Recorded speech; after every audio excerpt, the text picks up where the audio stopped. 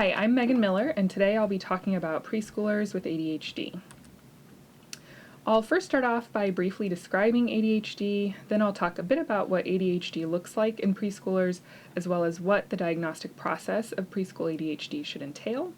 And finally, I'll talk a little bit about what treatments are available and recommended for preschoolers with ADHD. So first, what is ADHD? ADHD is characterized by developmentally inappropriate and extreme levels of inattention and/or hyperactive impulsive behavior, and it's usually diagnosed around age 7, but more severe cases of ADHD tend to be diagnosed earlier, around age 4. Contrary to popular belief, most children who have ADHD don't outgrow it as they develop. Instead, the majority of children with ADHD go on to be adults with ADHD, and even when ADHD symptoms improve, long-term impairments, including lower educational and occupational attainment, higher rates of substance use problems, and even higher risk of early mortality are common in adults with a history of ADHD. So given these longer-term impairments, it seems important to try to identify ADHD as early as possible in order to initiate intervention as early as possible. So what does ADHD look like in preschoolers? Here are some examples of how ADHD symptoms might manifest in a preschool-aged child. So for inattention, we might see a child have difficulty attending during circle time, or make minimal progress learning their letters and numbers or other pre-academic skills, as well as difficulty following directions or remembering rules. And in terms of hyperactivity, you might see the young child running or climbing or jumping off of furniture, having trouble staying seated, or being really loud and constantly making noises. And finally, with respect to impulsivity, the child might have difficulty keeping hands to themselves or blurting things out, or difficulty waiting. They might become really easily frustrated when they have to wait, or they might do dangerous things like running out into traffic. So you might be thinking that some of these behaviors sound like they're within the realm of what you'd expect to see in preschool-aged children, and that's true. So determining the symptoms that are developmentally atypical or extreme is critical, and it's really the combination of a number of different symptoms, not just one or two, that might signify ADHD in young children. So I want to show you a couple of examples to give you a sense of what normative versus atypical levels of these types of behaviors look like in young children. And both children in these examples are 3 years old. So here you can see this child focusing in on and persisting through complicated tasks even though they're difficult. He shows interest in the activities, and although would clearly like to touch the items the examiner is holding, he's able to wait through the demonstration of the task for his turn, rather than intrusively grabbing the items from the examiner's hands. Here you can see that this child is distracted by other things in her environment and has difficulty sitting seated. She also has difficulty staying still, often bouncing in her seat or standing in place, or rapidly moving her legs under the table. She grabs items from the examiner and sustains interest in tasks for only brief periods of time. The examiner has to repeat task instructions multiple times and initiates reinforcement strategies in an attempt to obtain the child's attention. So understandably, there is some controversy surrounding the idea of diagnosing ADHD in very young children. And this is primarily because there are concerns about medicating young children, overdiagnosis, and differentiating typical from atypical preschooler behavior. In fact, many of the symptoms of ADHD are frankly expected in young children. But multiple studies have shown that careful, thorough diagnoses in preschoolers persist in the majority of cases.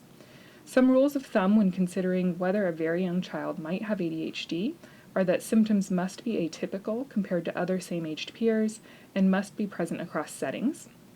The symptoms also must be chronic, that is, they have to be present for at least 6 months, and some have even suggested that symptoms should be present for at least a year in children this young.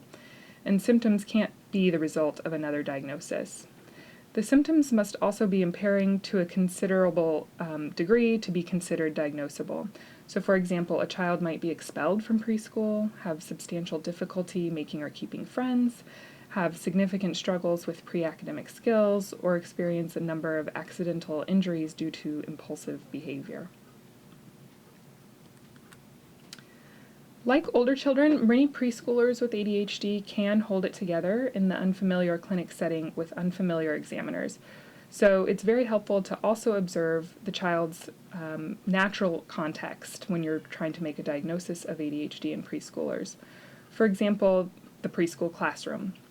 A careful, thorough diagnosis can't be made through a 10-minute doctor's visit, but instead involves obtaining a thorough developmental history, conducting a diagnostic interview with parents, directly observing in the child's settings, including classroom, at home, in the clinic, and collecting information from multiple informants like parents, daycare providers, preschool teachers, and so on. One thing that's really important is to obtain standardized rating scales, and these compare the child's behaviors to other children their age. This really helps establish whether the child's behavior is developmentally atypical or whether it's normal for their age. And lastly, it's often helpful to test out some low-level behavioral strategies like simple reward systems, positive attention for appropriate behavior, and ignoring minor misbehavior to see whether the behavioral challenges are substantially reduced by these low-level interventions. And if they're not, it's likely that the behavior is atypical enough to warrant a more thorough diagnostic evaluation for ADHD or other behavior problems. Now, although both medication and behavioral interventions are evidence-based treatments for ADHD, based on the American Academy of Pediatrics recommendations, behavioral interventions are recommended as the first-line treatment for children with ADHD under age 6. And these interventions focus on learning and strengthening appropriate behaviors and reducing problem behaviors by training parents in specialized behavioral strategies. Interventions like this come in different packages, and you might see them called by any of the names listed here.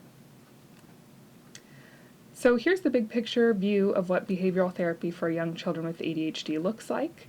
Parents typically attend 8 to 16 sessions with a therapist learning strategies to help their child, and between sessions, parents practice using the skills they've learned from the therapist. And then parents are trained in positive communication strategies, positive reinforcement, and effective implementation of structure and discipline. You can find out more information about this on the Centers for Disease Control website listed on your screen. To summarize, it can be difficult to distinguish normative behavior from ADHD symptoms in preschoolers, but ADHD is diagnosable in the preschool period in some, but not all cases, and carefully made preschool diagnoses are relatively stable over time. In terms of treatment, behavioral interventions are the recommended first-line intervention for ADHD in preschool-aged children.